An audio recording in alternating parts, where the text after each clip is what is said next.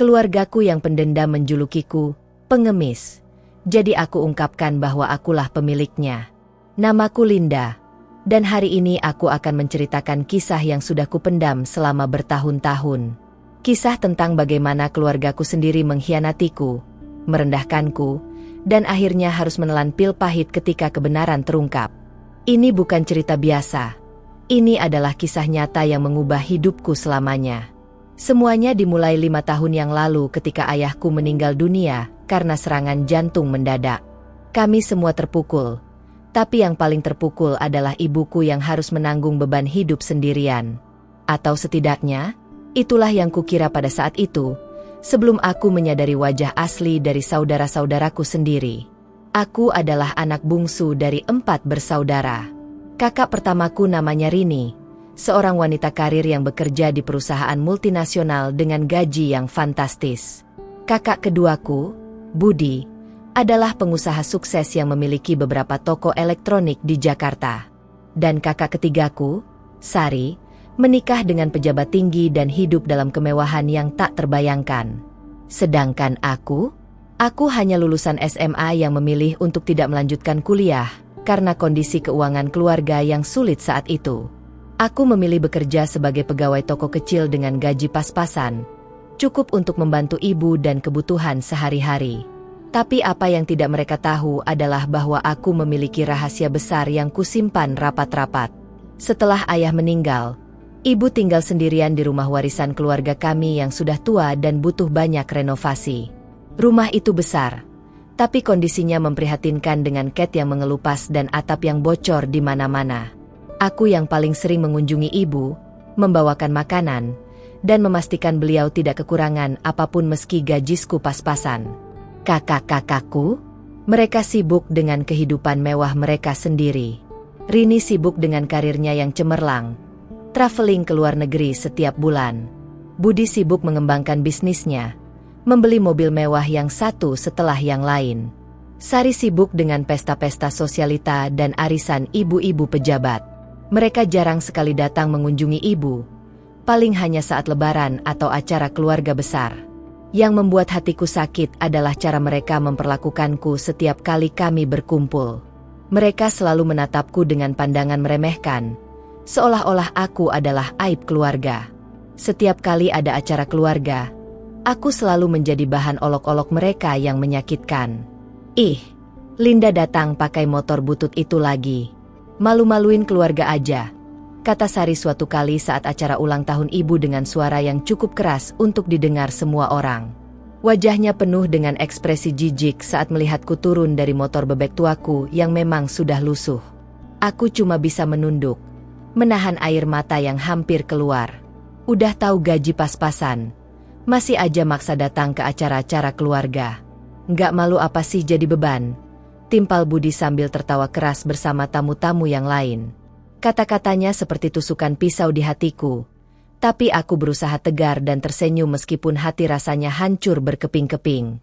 Rini bahkan pernah berkata di depan teman-temannya, "Aku malu punya adik kayak gini. Udah tua tapi masih jadi pegawai toko. Nggak punya ambisi sama sekali. Beda banget sama kami yang sukses." Dia berkata sambil melirikku dengan pandangan penuh hinaan yang membuat dadaku sesak.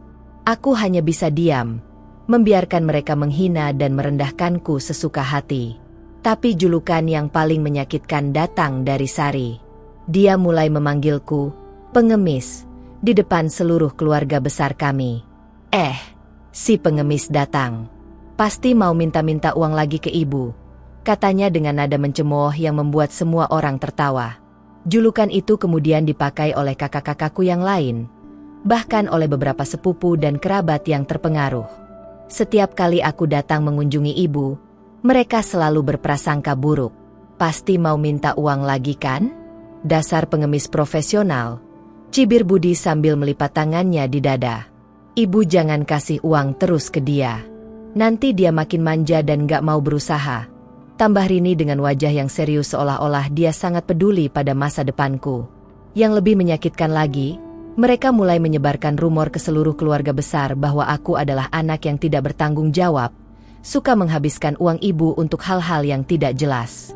Mereka bilang aku sering meminjam uang dari ibu dan tidak pernah mengembalikan. Padahal kenyataannya aku yang paling sering membantu ibu secara finansial meski dengan kemampuan yang terbatas. Ibu, yang sudah tua dan lemah, tidak bisa berbuat banyak untuk membelaku. Beliau hanya bisa menangis dalam diam setiap kali melihat anak-anaknya bertengkar. Aku tahu ibu sangat menderita melihat situasi ini, tapi beliau tidak punya kekuatan untuk menghentikan kakak-kakakku yang semakin arogan dan kejam. Suatu hari, saat ada acara pernikahan sepupu kami, perlakuan mereka mencapai puncaknya. Aku datang dengan baju yang memang tidak terlalu mewah, tapi bersih dan rapi. Begitu aku masuk ke gedung pernikahan, Sari langsung mendatangiku dengan wajah marah yang menakutkan. "Kamu datang ke sini untuk apa? Mau memalukan keluarga kita lagi dengan penampilan lusuh kayak gitu?" Bentaknya keras di depan para tamu yang sedang berdatangan. Semua orang menoleh ke arah kami, dan aku merasakan tatapan mata mereka yang penuh dengan rasa ingin tahu yang menyakitkan. "Sari, aku cuma mau..." Aku mencoba menjelaskan tapi dia memotong perkataanku dengan kasar. "Cuma mau apa? Mau minta uang ke ibu lagi? Atau mau minta amplop dari tamu-tamu? Dasar pengemis!" Teriaknya semakin keras. Aku melihat beberapa tamu mulai berbisik-bisik sambil menatapku dengan tatapan menghakimi. Budi dan Rini kemudian mendekat dengan ekspresi wajah yang sama tidak senangnya. "Linda, lebih baik kamu pulang aja. Kamu cuma bikin malu keluarga kita," kata Budi dengan nada dingin yang membuat hatiku seperti ditusuk berkali-kali. "Iya, pulang sono. Orang-orang penting semua di sini, nggak cocok sama orang kayak kamu," tambah Rini sambil melipat tangannya. Aku melihat ke arah ibu yang berdiri tidak jauh dari sana. Beliau menangis, tapi tidak berani membela aku karena takut dengan anak-anaknya yang lain. Air mataku akhirnya jatuh juga. Tapi aku berusaha kuat untuk tidak menangis keras di depan orang banyak yang terus memperhatikan drama keluarga kami. "Baiklah, aku akan pergi," kataku dengan suara bergetar menahan tangis. Tapi sebelum aku berbalik, Sari masih sempat menambahkan, "Dan jangan harap kamu dapat amplop dari pernikahan ini. Orang kayak kamu nggak pantas dapat apa-apa." Kata-katanya seperti tamparan keras yang membuat pipiku terasa panas dan malu yang luar biasa. Aku keluar dari gedung itu dengan kepala tertunduk, menahan tangis yang sudah tidak bisa kubendung lagi. Di parkiran, aku menangis sejadi-jadinya di atas motor tuaku. Aku merasa sangat terhina, direndahkan, dan tidak dihargai sama sekali oleh keluargaku sendiri. Tapi yang mereka tidak tahu adalah, aku menyimpan sebuah rahasia besar yang suatu hari nanti akan mengubah segalanya. Rahasia yang kusimpan adalah tentang warisan ayah. Sebelum ayah meninggal, beliau sempat memanggil aku sendirian ke kamar rumah sakit. Dengan suara lemah dan mata yang sudah mulai redup, ayah mengatakan sesuatu yang mengubah hidupku selamanya. "Linda, nak, ada sesuatu yang harus ayah kasih tahu kamu," kata beliau dengan susah payah. "Ayah tahu kamu anak yang paling setia dan tidak pernah mengharapkan apa-apa dari ayah. Kakak-kakakmu yang lain, mereka hanya datang kalau butuh uang atau ada maunya," lanjut ayah sambil meneteskan air mata. Aku menggenggam tangan ayah yang sudah dingin dan kurus, mencoba memberikan kehangatan terakhir. Ayah sudah membuat surat wasiat yang dibuat di hadapan notaris. Rumah, tanah di kampung, dan semua deposito ayah, semuanya ayah wariskan untukmu, Linda. Hanya untukmu, kata ayah dengan tegas meskipun suaranya lemah. Aku terkejut dan tidak percaya dengan apa yang baru saja kudengar dari mulut ayah. "Tapi ayah, kakak-kakak aku mencoba protes tapi ayah menggeleng lemah. "Mereka sudah sukses dan mandiri. Tapi kamu yang paling ayah khawatirkan. Ayah ingin kamu punya masa depan yang terjamin. Dokumen-dokumennya ada di notaris Tan di Jalan Sudirman. Jangan kasih tahu siapa-siapa dulu sampai waktunya tepat," pesan ayah dengan tatapan mata yang sangat serius. Beberapa jam setelah percakapan itu, ayah menghembuskan nafas terakhirnya. Aku menangis, bukan hanya karena kehilangan ayah, tapi juga karena amanah besar yang beliau berikan padaku. Aku memutuskan untuk menyimpan rahasia ini rapat-rapat, seperti yang ayah minta, meskipun aku harus menanggung hinaan dan cemoohan dari kakak-kakakku bertahun-tahun. Selama 5 tahun, aku membiarkan mereka menganggapku rendah. Aku membiarkan mereka memanggilku pengemis dan merendahkanku di setiap kesempatan. Aku melakukan semua itu karena aku ingin melihat wajah asli mereka, seberapa jauh mereka akan pergi dengan kesombongan dan kekejaman mereka terhadap saudara kandung mereka sendiri. Tapi ada satu hal yang membuat kesabaranku mulai habis. Suatu hari, kakak-kakakku datang ke rumah ibu dengan rencana yang sangat jahat. Mereka ingin menjual rumah warisan keluarga kami dan membagi uangnya untuk mereka bertiga. Ibu, yang sudah tua dan sakit-sakitan, mereka rencanakan untuk dipindahkan ke panti jompo yang murah. Bu, rumah ini sudah tua dan butuh biaya perawatan yang besar. Lebih baik kita jual aja. Bagi 3 buat kami. Ibu bisa kami kirim ke panti jompo yang nyaman kok, kata Rini dengan santainya seolah-olah yang dia bicarakan bukan tentang nasib ibu kandungnya sendiri. Kata-katanya membuat darahku mendidih. Tapi aku masih menahan diri. Iya bu, daripada rumah ini nganggur dan buang-buang uang. Lagian ibu juga sudah tua, butuh perawatan khusus. Di panti jompo kan ada yang ngurus. Tambah Budi sambil menghitung-hitung di kalkulator berapa harga jual rumah itu. Dia bahkan sudah menghubungi beberapa maklar untuk mensurvei rumah tanpa sepengetahuan ibu. Sari bahkan lebih kejam lagi. Dan untuk si pengemis itu, dia nggak dapat apa-apa ya. Dia kan bukan siapa-siapa. Cuma beban keluarga. Biarkan dia cari hidup sendiri, katanya sambil melirik ke arahku dengan tatapan penuh kebencian. Aku yang sedang membantu ibu di dapur mendengar semua percakapan itu dengan jelas. Ibu menangis mendengar rencana anak-anaknya yang kejam itu. Tapi nak, ini rumah kenangan kita semua. Dan Linda, dia kan adik kalian. Masa dia nggak dapat apa-apa? Kata ibu dengan suara bergetar penuh kesedihan. Beliau mencoba membela aku meskipun dengan kondisi yang lemah dan ketakutan. Ibu terlalu memanjakan dia. Makanya dia jadi manja dan gak mau maju-maju. Sudah bu, ibu tanda tangan aja surat penjualan rumah ini. Kami yang urus semuanya. Paksa Rini sambil mengeluarkan selembar kertas yang ternyata adalah surat kuasa penjualan rumah yang sudah mereka siapkan sebelumnya. Aku tidak tahan lagi melihat ibu yang menangis dan hampir dipaksa menandatangani surat itu. Aku keluar dari dapur dan berdiri di tengah ruang tamu dengan wajah dingin yang belum pernah mereka lihat sebelumnya.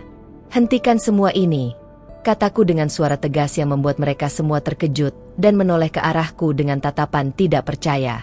Apa? Kamu mau ikut campur urusan orang dewasa sekarang? Pergi sono, pengemis. Ini urusan keluarga. Bentak Budi dengan wajah memerah karena marah.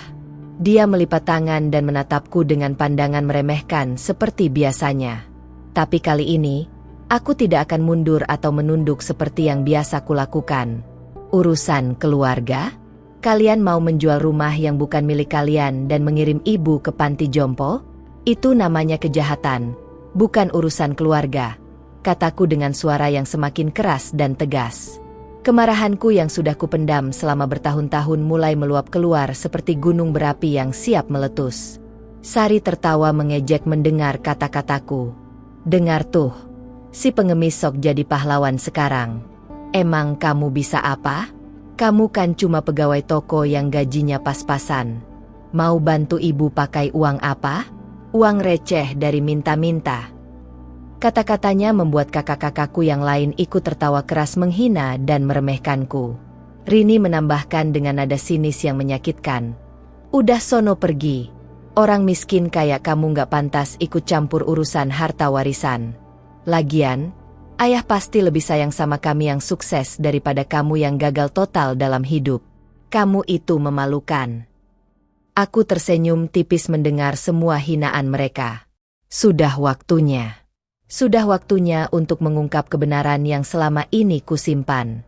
Sudah waktunya mereka tahu siapa sebenarnya yang berhak atas rumah ini dan seluruh warisan ayah.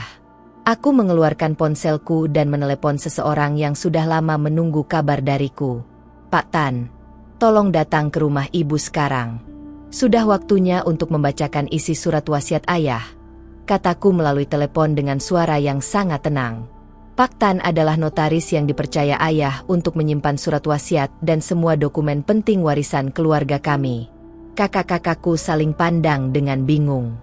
Surat wasiat? Apa-apaan ini? Ayah nggak pernah bilang soal surat wasiat, kata Budi dengan wajah yang mulai pucat. Dia mulai merasa ada sesuatu yang tidak beres dengan situasi ini, tapi belum mengerti apa yang sebenarnya terjadi. Tunggu dulu. Emang kamu tahu apa soal warisan ayah? Kamu kan cuma anak bungsu yang gak berguna, kata Rini dengan nada yang mulai tidak yakin. Aku bisa melihat kegelisahan mulai muncul di wajah mereka bertiga. Kepercayaan diri dan kesombongan mereka mulai goyah sedikit demi sedikit.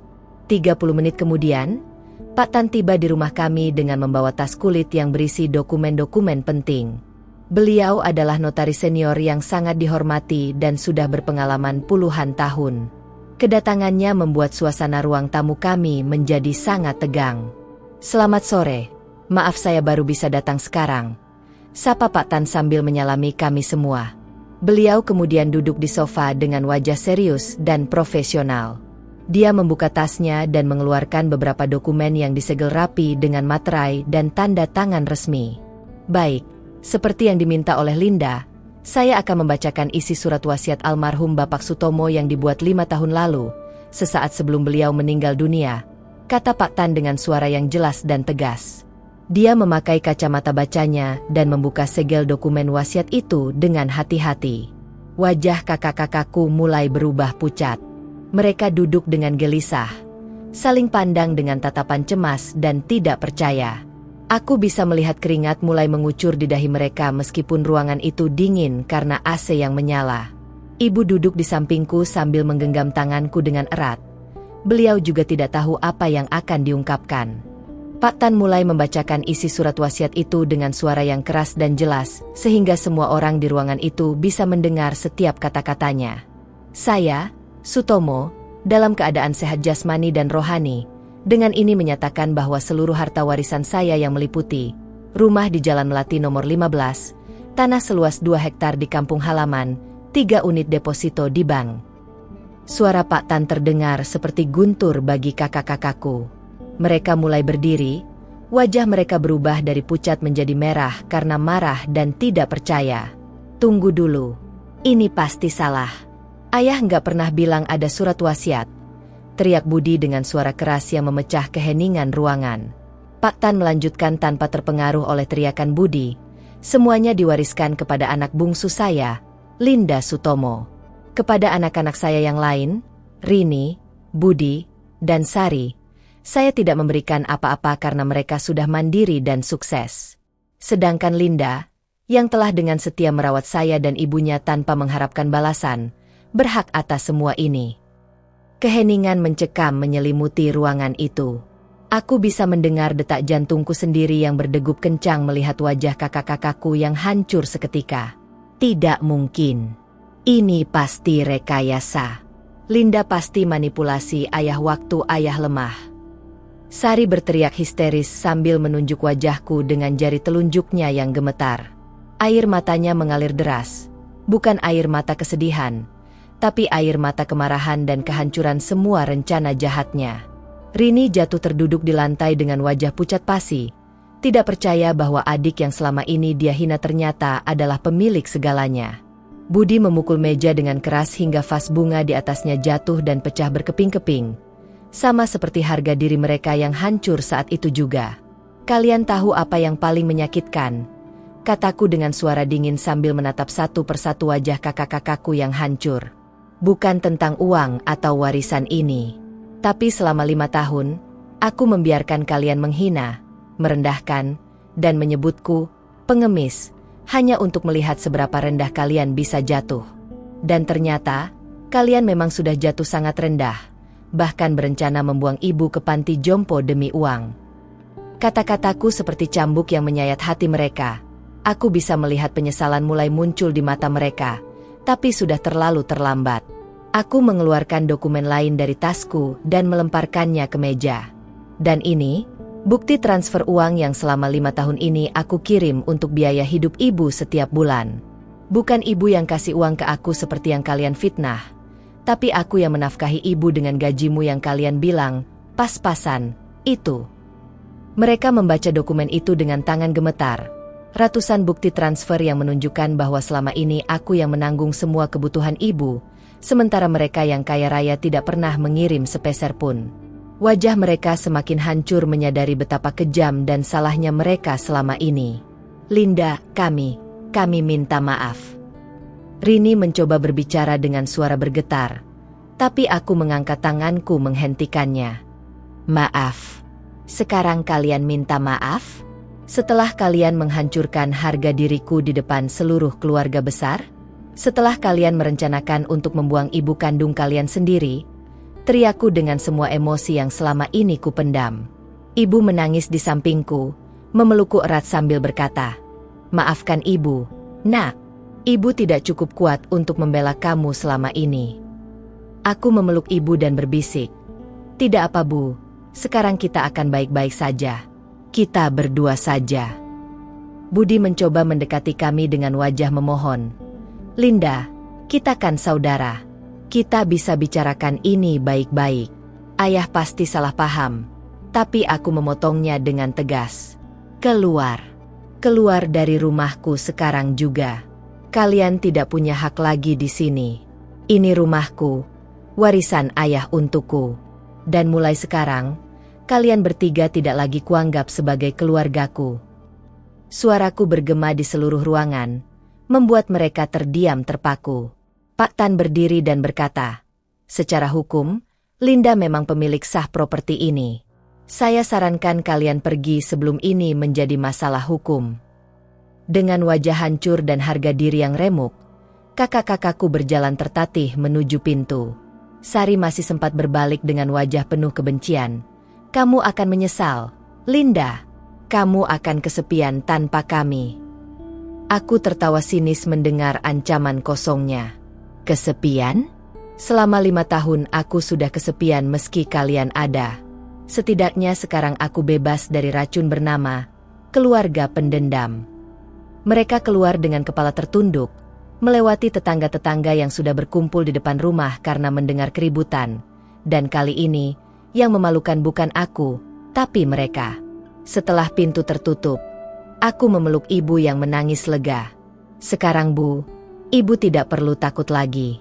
Rumah ini akan kurenovasi, ibu akan hidup nyaman, dan tidak akan ada yang berani menyakiti kita lagi."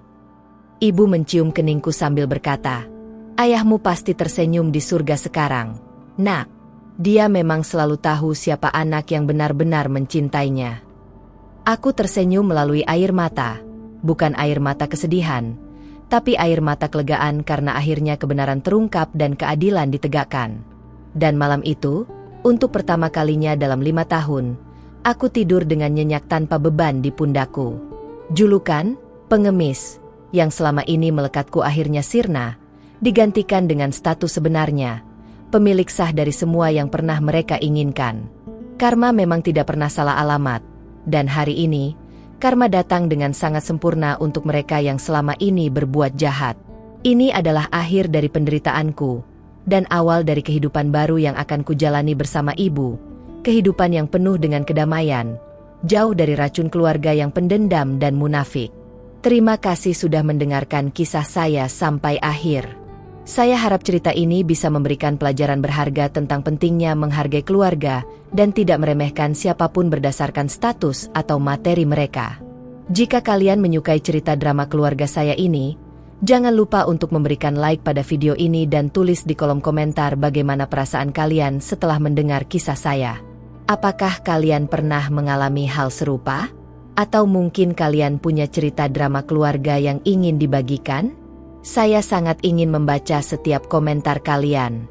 Dan yang paling penting, jika kalian belum subscribe channel ini, ayo bergabung dengan keluarga besar kami dengan klik tombol subscribe dan jangan lupa aktifkan lonceng notifikasi agar kalian tidak ketinggalan cerita-cerita drama keluarga menarik lainnya yang akan saya bagikan setiap minggu.